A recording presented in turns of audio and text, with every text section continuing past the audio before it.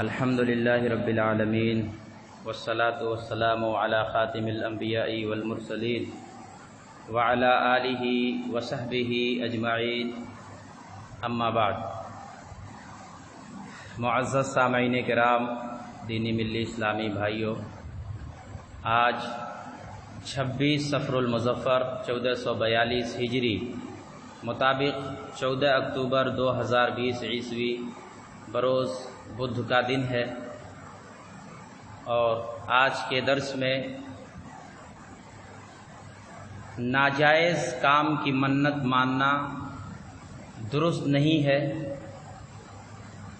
اس topic کے تحت کچھ باتیں ہم اور آپ قرآن و سنت کی روشنی میں سننے اور سمجھنے کی کوشش کریں گے۔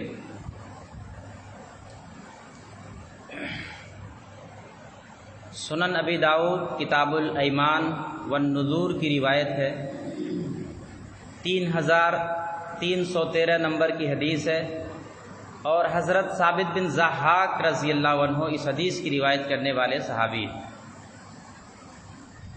کہتے ہیں، نظر رجل علی عہد رسول اللہ صلی اللہ علیہ وسلم ان ینحر ابلا ببوانۃ، کہ اللہ کے رسول صلی اللہ علیہ وسلم کے زمانے میں ایک شخص جس کا نام کردم بن سفیان تھا، میمونہ بنت کردم کے والد محترم ہیں، انہوں نے نذر مانی تھی زمانے جاہلیت میں کہ وہ بوانا کے مقام پر ایک اونٹ ذبح کریں گے۔ بوانا ایک جگہ کا نام تھا، اس جگہ پر یہ ایک اونٹ ذبح کریں گے۔ یہ زمانے جاہلیت میں، یعنی اسلام لانے سے پہلے انہوں نے، کردم بن سفیان نے نذر مانی تھی۔ فأتى النبي صلی اللہ علیہ وسلم فقال انی نذرت ان انحر ابلا ببوانۃ، تو وہ اللہ کے نبی کے پاس آئے اور کہنے لگے کہ اے اللہ کے رسول، میں نے زمانے جاہلیت میں مقام بوانا میں اونٹ ذبح کرنے کی منت مانی تھی۔ فقال النبی صلی اللہ علیہ وسلم، تو اللہ کے نبی نے فرمایا، ان سے پوچھا، هل كان فيها وثن من اوثان الجاہلیت يعبد، کیا زمانے جاہلیت کے بتوں میں سے کوئی بت وہاں نصب تھا جس کی عبادت کی جاتی تھی؟ یعنی اس جگہ کے متعلق لوگوں کا کوئی شرکیہ عقیدہ یا گمان تھا، جیسے کہ یہ عقیدہ رکھنا کہ وہاں پر جانور ذبح کرنے کی وجہ سے دعا قبول ہوتی ہے، وہاں پر جانور ذبح کرنے کی وجہ سے فلاں فلاں مصیبت سے نجات ملتی ہے یا فلاں فلاں نعمت حاصل ہوتی ہے، کیا اس طرح کا عقیدہ لوگوں کے اندر تھا؟ قالوا لا، لوگوں نے کہا اللہ کے نبی ایسا کوئی عقیدہ نہیں تھا، اور نہ ہی وہاں زمانے جاہلیت میں کوئی بت نصب تھا۔ قال هل كان فيها عيد من اعيادهم، کیا کفار کی عیدوں میں سے کوئی عید اس جگہ پر منائی جاتی تھی؟ قالوا لا، صحابہ کرام نے کہا اللہ کے رسول نہیں۔ قال رسول اللہ صلی اللہ علیہ وسلم اوفی بنذرک، تو اللہ کے نبی نے فرمایا کہ آپ اپنی نظر پوری کر لیں۔ جب آپ صلی اللہ علیہ وسلم کو یہ اطمینان ہو گیا کہ وہاں کسی بت کا استھان نہیں تھا اور نہ ہی وہاں کوئی کفریہ یا شرکیہ کام کیا جاتا تھا، تب آپ صلی اللہ علیہ وسلم نے ان کو نذر پوری کرنے کا حکم دیا۔ فَإِنَّهُ لَا وَفَاءَ لِنَذْرٍ فِي مَعْصِيَةِ اللَّهِ، البتہ گناہ کی نذر پوری کرنا جائز نہیں ہے۔ ولا فیما لا یملک ابن آدم، اور نہ اس چیز میں نذر ہے جس کا آدمی مالک نہیں ہے، جس چیز کا آدمی مالک نہیں ہے، جو اس کے اختیار میں نہیں ہے، اس چیز کا نذر ماننا اس آدمی کے لیے جائز نہیں ہے۔ اس حدیث سے پتہ چلتا ہے کہ ایسے مقامات جہاں کفر اور کفار اور مشرکین اور اہل بدعت اپنے مخصوص اعمال سے انجام دیتے ہوں، ایک مسلمان کو ان جگہوں پر اللہ کی عبادت کرنا یہ جائز نہیں ہے، اس سے بچنا چاہیے۔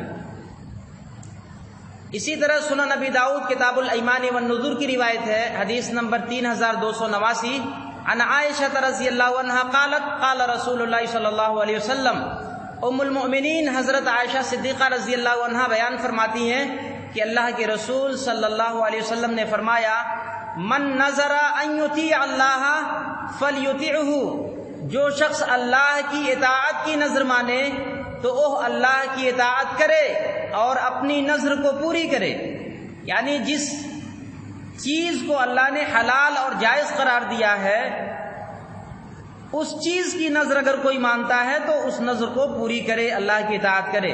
ومن نظر ان یعصی اللہ فلا یعصہ، اور جو اللہ کی نافرمانی کرنے کی نظر مانے تو وہ اللہ کی نافرمانی نہ کرے اور ایسی نظر سے بچے، ایسی نظر کو چھوڑ دے۔ مثلا کوئی یہ کہے کہ میرا فلاں کام اگر ہو گیا تو میں فلاں مزار کی زیارت کروں گا، میرا فلاں کام ہو گیا تو میں فلاں جگہ چراغ جلاؤں گا، میرے گھر اگر کوئی لڑکا پیدا ہو گیا تو میں اس خوشی میں ناچ اور ڈرامہ کراؤں گا۔ اس طرح کے نظر ماننا یہ جائز اور درست نہیں ہے۔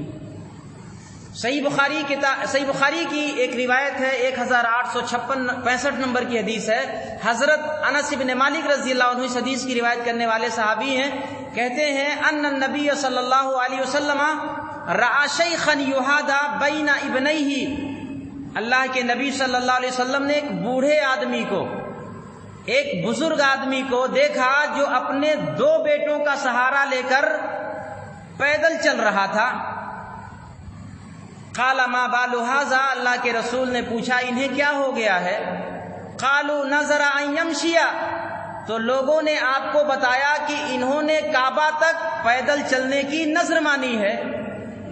قال ان اللہ عن تعذیب ھذا نفسہ لغنی، تو اللہ کے نبی نے فرمایا کہ اللہ تعالیٰ اس بات سے بے نیاز ہے کہ کوئی اپنے آپ کو تکلیف میں ڈالے، یعنی اپنے آپ کو مصیبت اور تکلیف میں ڈالنا یہ اللہ کو گوارا نہیں ہے۔ امرہ ان یرکب، اللہ کے نبی نے انہیں حکم دیا کہ آپ سوار ہو جائیں، پیدل چل کے مت جائیں، سوار ہو جائیں۔ اس طرح کی نظر ماننا یہ جائز نہیں ہے۔ یہ منت ماننا کہ خانہ کعبہ تک پیدل سفر کر کے حج کے لیے جاؤں گا، کیا درست ہے یا نہیں؟ احادیث رسول صلی اللہ علیہ وسلم سے یہ بات ثابت ہوتی ہے کہ ایسی منت کا پورا کرنا واجب نہیں ہے، کیونکہ حج سوار ہو کر کرنا پیدل کرنے سے افضل ہے۔ یا آپ صلی اللہ علیہ وسلم نے اس لیے سوار ہونے کا حکم دیا کہ ان کو پیدل چلنے کی طاقت نہ تھی، اس لیے اپنے 2 بیٹوں کے سہارے وہ چل رہے تھے۔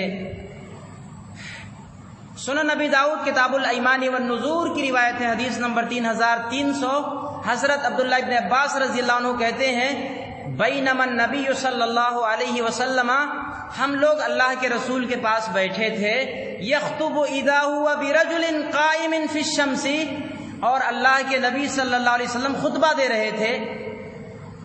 اسی دوران اللہ کے نبی کی نظر ایک ایسے شخص پر پڑی جو دھوپ میں کھڑا ہوا تھا۔ فسأل عنہ، تو اللہ کے نبی نے اس آدمی کے بارے میں پوچھا، سوال کیا کہ یہ دھوپ میں کیوں کھڑا ہے؟ قالوا ھذا ابو اسرائیل، تو لوگوں نے بتایا کہ یہ ابو اسرائیل ہیں۔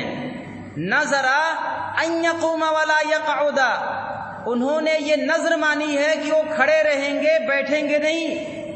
ولا یستظل ولا یتکلم، نہ چھاؤں اور سائے میں آئیں گے اور نہ ہی کسی سے بات کریں گے۔ ویصوم، اور انہوں نے نظر مانی ہے کہ وہ روزہ رکھیں گے۔ آپ صلی اللہ علیہ وسلم نے فرمایا، قال مروہ فلیتکلم، اللہ کے نبی نے کہا کہ انہیں حکم دو کہ وہ بات کریں۔ ولیستظل ولیقعد، اور وہ سائے میں آ کر کے بیٹھیں۔ ولیتم صومہ، اور اپنا روزہ مکمل کریں، اپنے روزے کو پورا کریں۔ اس شخص نے اچھی اور بری دونوں چیزوں کی نظر مانی تھی، جیسے روزہ جس کا رکھنا اچھا اور ثواب کا کام ہے، اور کسی سے بات نہ کرنا یہ لغو اور بیکار چیز ہے بلکہ گناہ ہے، تو آپ صلی اللہ علیہ وسلم نے بری باتوں کو ختم کر دیا اور اچھی بات کا کہ پورا کرنے کا حکم دیا۔ کیا انسان میت کی طرف سے میت کے مانے ہوئے نذر کو پورا کر سکتا ہے؟ جو آدمی نذر مانا تھا کہ میں یہ کام کروں گا لیکن اس نذر کو پورا نہ کر سکا اور اس دنیا سے چلا گیا، ایسے شخص کا نذر پورا کرنا کیا درست ہے؟ سنن ابی داؤد اور صحیح مسلم کی روایت ہے، حضرت عبداللہ ابن عباس کہتے ہیں کہ حضرت سعد ابن عبادہ رضی اللہ عنہ نے رسول اللہ صلی اللہ علیہ وسلم سے فتویٰ پوچھا، کہا کہ اللہ کے رسول میری ماں کا انتقال ہو گیا ہے اور ان کے ذمے ایک نذر تھی، انہوں نے ایک نذر مانی تھی اور اس نذر کو انہوں نے پورا نہیں کیا، اس سے پہلے ان کا انتقال ہو گیا۔ تو اللہ کے نبی نے فرمایا کہ تم ان کی طرف سے ان کی نذر کو پورا کرو، یعنی انہوں نے جو نذر مانا تھا اس نذر کو تم پورا کرو ان کی طرف سے۔ اسی طرح ایک اور روایت ملتی ہے، سنن ابی داؤد کی ہے، حضرت عبداللہ ابن عباس رضی اللہ عنہ اس حدیث کی روایت کرنے والے صحابی ہیں، کہتے ہیں کہ ایک عورت نے بحری سفر کیا، یعنی سمندری سفر کیا اور نذر مانی کہ اگر میں زندہ اور صحیح سلامت واپس گھر پہنچ گئی تو مسلسل 1 مہینے روزہ رکھوں گی۔ واپس آنے کے بعد اس کا انتقال ہو گیا اور وہ عورت مر گئی۔ اس عورت کی بہن یا اس عورت کی بیٹی نے آ کر کے اللہ کے رسول سے پوچھا اس کے بارے میں، تو اللہ کے نبی نے فرمایا کہ اس کی طرف سے تم روزے رکھو۔ اسی طرح ایک اور روایت ملتی ہے، صحیح بخاری کی وہ روایت ہے، 6699 نمبر کی حدیث ہے کہ ایک شخص نے اپنی فوت شدہ ایک ایسی عورت جس کا انتقال ہو چکا تھا، اس کے بھائی نے اللہ کے رسول سے آ کر کے اپنی بہن کے متعلق یہ سوال کیا، پوچھا کہ میری بہن نے حج کرنے کی نذر مانی تھی لیکن اس کا انتقال ہو گیا ہے، تو کیا میں اس کی نذر کو پورا کروں؟ تو اللہ کے نبی نے فرمایا کہ کیا اگر اس پر قرض ہوتا تو تم اسے ادا کرتے؟ تو انہوں نے کہا جی ہاں۔ تو اللہ کے نبی نے فرمایا کہ اللہ کا قرض ادا کرو۔ ان کے ذمے اللہ کا قرض تھا، انہوں نے جو نذر مانی تھی اللہ کا ایک قرض ہے، تم اس قرض کو پورا کرو، کیونکہ اللہ تعالیٰ زیادہ اس بات کا مستحق ہے کہ اس کا حق ادا کیا جائے۔ اس کے علاوہ اور بھی بہت سی روایتیں ہیں جن سے پتہ چلتا ہے کہ اگر انسان اس دنیا سے چلا جائے اور کوئی نذر مانے ہوئے ہو اور اس نذر کو پورا نہ کر سکا تو اس کی طرف سے اس کے ورثہ اس کی نذر کو پوری کریں گے۔ اسی طرح ایک اور روایت ہے، سنن ترمذی کتاب النذر والایمان کی روایت ہے، 1524 نمبر کی حدیث ہے۔ ام المؤمنین حضرت عائشہ صدیقہ رضی اللہ عنہا بیان فرماتی ہیں، لا نظر فی معصیت، اللہ کے نبی نے فرمایا کہ معصیت کے کاموں میں، گناہ کے کاموں میں، ناجائز اور حرام کاموں میں نذر ماننا جائز نہیں ہے۔ وَكَفَّارَتُهُ كَفَّارَةُ یمین، اور اس کا کفارہ وہی ہے جو قسم کا کفارہ ہے۔ یعنی ایک آدمی اگر ناجائز اور حرام کام کی نذر مان لے تو اس کا کفارہ کیا ہے؟ ایک تو جائز نہیں ہے ماننا، لیکن اگر اس نے مان لیا ہے تو پھر اس کے اوپر کفارہ کیا ہے؟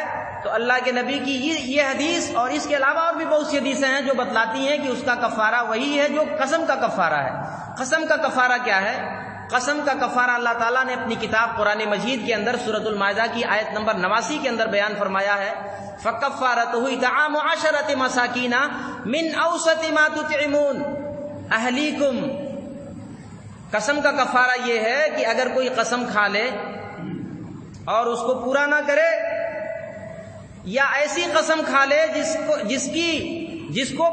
جس کا قسم کھانا جائز نہیں تھا، تو اس کے لیے کفارہ یہ ہے کہ وہ 10 مسکینوں کو کھانا کھلائے، اوسط درجے کا، یعنی جتنا اپنے گھر والوں کو کھلاتا ہے اتنا ہی 10 مسکینوں کو کھانا کھلائے۔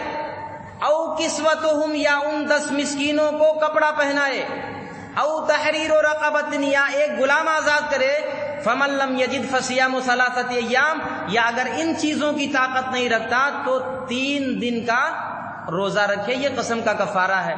تو جس نے ایسی نذر مانی ہے جو ناجائز اور حرام ہے تو اس کے لیے یہ کفارہ ادا کرنا ضروری ہے۔ اگر یہ کفارہ ادا کر لیتا ہے تو جو گناہ تھا وہ گناہ ٹل جائے گا اور وہ اس سے آزاد ہو جائے گا۔ اس لیے نذر ماننے میں بڑے احتیاط سے کام لینا چاہیے۔ کوئی بھی نذر مانے تو پہلے دیکھ لیں اور معلومات حاصل کر لیں کہ اس طرح کی منت ماننا، اس طرح کا نذر ماننا شریعت اسلامیہ کے اندر جائز ہے یا ناجائز ہے، اس کے بارے میں علم حاصل کریں، اس کے بعد ایسی نذر مانیں۔ تو یہ نذر کے تعلق سے کچھ باتیں تھیں جو آپ کے سامنے رکھی گئیں، اور بھی کچھ باتیں ہیں انشاءاللہ کل کے درس میں آپ کے سامنے رکھی جائیں گی۔